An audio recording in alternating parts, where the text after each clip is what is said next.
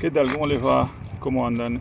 Nueva publicación del Ferro Político, este espacio donde analizamos desde una mirada ferroviaria la política, que por cierto me gusta.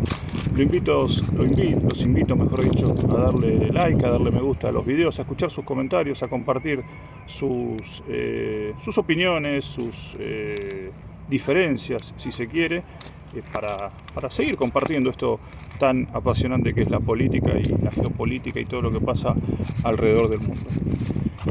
Entendemos importante lo que ocurrió en el seno de la Iglesia Católica, ya que el candidato a presidente Javier Milei tildó de comunista al Papa Francisco o Jorge Bergoglio, cardenal otrora de Buenos Aires.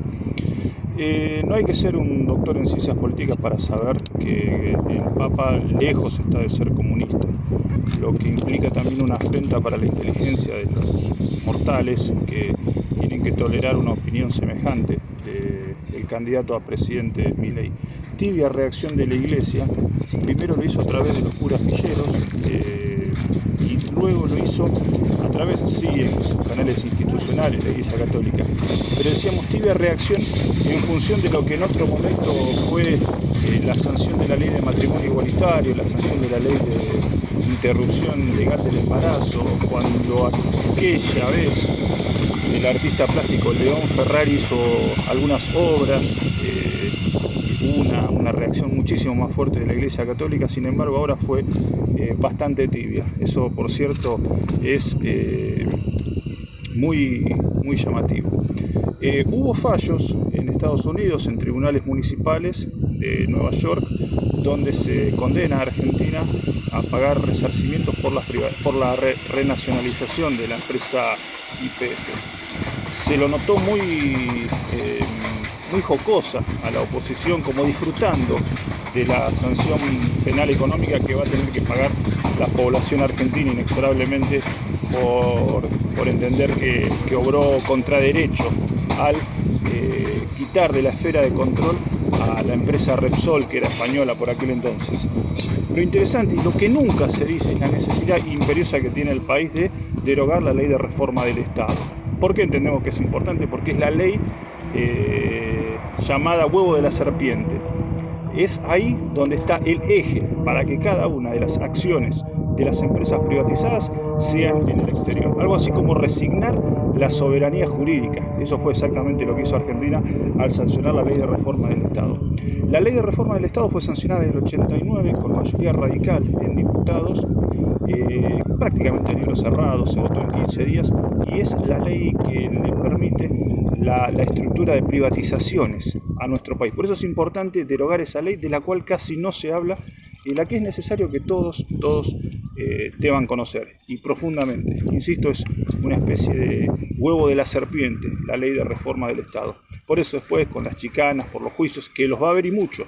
Por ejemplo, la compra de trenes chinos por parte del gobierno peronista encabezado por Cristina Fernández, que tuvo como estrella a Florencio Randazzo como ministro de Transporte, derivó jurisdicción en Londres. O sea, una controversia entre Argentina y China por la venta de los trenes va a dirimirse en tribunales de Londres. Es simplemente un ejemplo de lo que puede llegar a pasar. Aniversario del golpe de Estado en Chile y aniversario del atentado en las Torres Gemelas en Nueva York, 11 de septiembre. 11 de septiembre del 73 en Chile, 11 de septiembre de 2001 en Nueva York. Obviamente voces a favor, voces en contra. Buen discurso de Boric en Chile, por cierto, mostrando una clara postura política, condenando el golpe y todo lo que vino después. Sin embargo, una de las cuestiones que no se analizan tiene que ver con las formas y el rol que asumen los militares en contra de la población. Es decir, a Allende lo habían electo la población chilena, mal o bien, fue electo presidente, y los militares se arrogan para sí la decisión de deponer un gobierno, un hecho repugnante para los que se llaman democráticos, más allá de que a veces no, muchas veces quedó claro que la democracia no resolvió muchísimos problemas, pero quienes se llaman democráticos ignoran ese acto formal de deponer un gobierno. Es decir, toda una población vota a un presidente, o sea, es electo un presidente en una elección soberana, y los militares se arrogan para sí el derecho de destituir un gobierno y de poner ellos un militar. Y es un militar como presidente, además después de estar en el poder casi 16, 17 años. Por eso es importante esa cuestión formal que siempre pasa de largo. La pregunta es, ¿quién les otorga a los militares el poder para deponer un presidente? Un hecho que no se pregunta y que no se animan a preguntar y que nunca se cuestiona. Acá tampoco, lamentablemente, ese punto muy pocas veces se trató. Y el ejército argentino, 6 golpes de Estado, 14 dictadores en su historia, 2 genocidios, y sin embargo todavía ese fenómeno todavía no se analiza. Lo último, faltaba también hablar del 11S, 11 de septiembre, también un aniversario, más de 3.000 muertos en un atentado terrorista, de organizaciones armadas que tienen la particularidad de matar población civil. Al igual que en Atocha, en el 11 de marzo de 2004, en aquel entonces y en Estados Unidos en 2001, nunca atacan a los poderes centrales, a los poderes políticos, siempre población civil. Más que funcionales, estas organizaciones armadas fundamentalistas, para que después se sirvan de razón para ser el Medio Oriente u otros países lejanos a Estados Unidos escenario de bombardeos y de ataques sobre poblaciones civiles.